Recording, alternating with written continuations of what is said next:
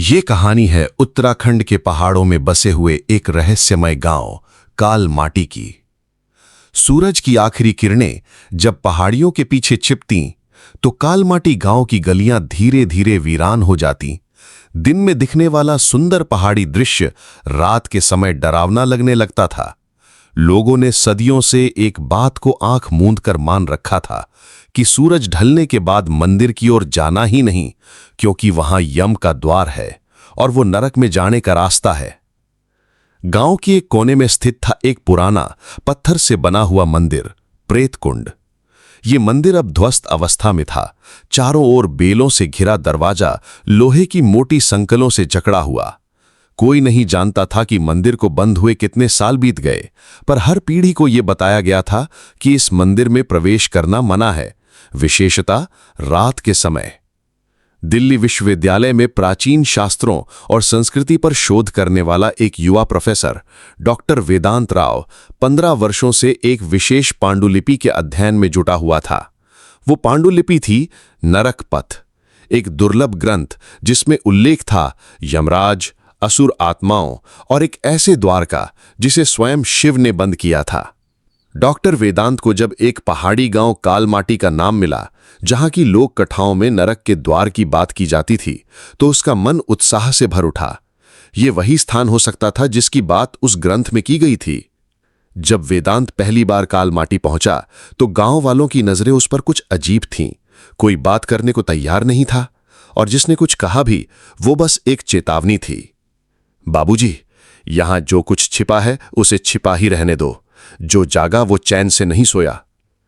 वेदांत ने गांव के पुराने पुजारी पंडित भीमदत्त से भेंट की। पंडित जी 80 वर्ष के वृद्ध, कम बोलने वाले, लेकिन आंखों में वर्षों की अनुभवी पीड़ा थी। उन्होंने वेदांत को एक पुरानी बात बताई। यहां हर 100 साल में कोई ना कोई आता है इस मंदिर के द्वार को खोलने, पर जो भी गया लौट कर नहीं आया। वो सिर्फ शोध नहीं, एक अभिशाप है। वेदांत ने नरकपथ पांडुलिपि को मंदिर के सामने बैठकर पढ़ना शुरू किया। उसमें लिखा था, जब असुरों की आत्माएं युद्ध में मारी गईं, तो उन्हें पृथ्वी पर लौटने से रोकने के लिए यम ने एक कुंड बनाया था, प्रेत कुंड। उस कुंड के द्वार को शिव ने अपने त्रिशूल से सील किया, परंतु वो द्वार तभी खुलेगा जब यम संतति का रक्त उस भूमि पर गिरेगा। वेदांत ने देखा, मंदिर के पत्थर पर वही श्लोक अंकित था जो पांडुलिपि में था। अब उसके लिए यह सिर्फ शोध नहीं रहा, यह उसकी नियति बन चुका था। रात के तीसरे पहर, जब पूरा गांव सोया हुआ था, वेदांत मंदिर के पास पहुंचा।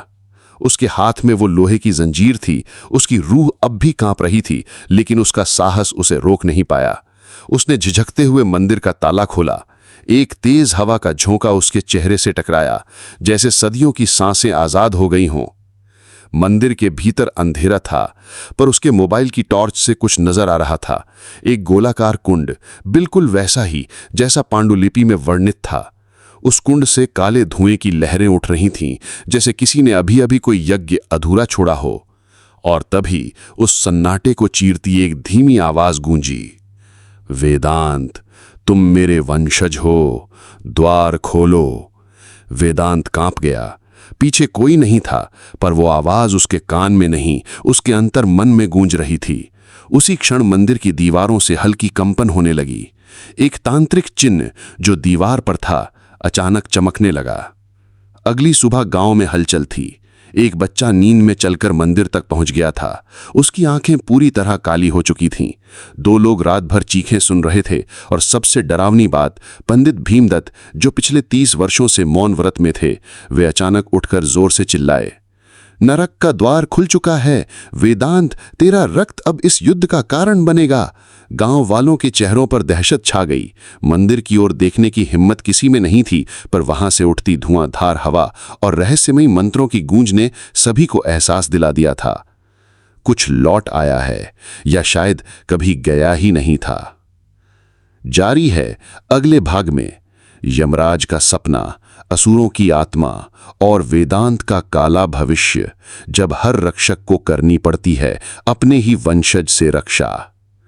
तैयार रहो भाग 2 के लिए, वंशज का रहस्य।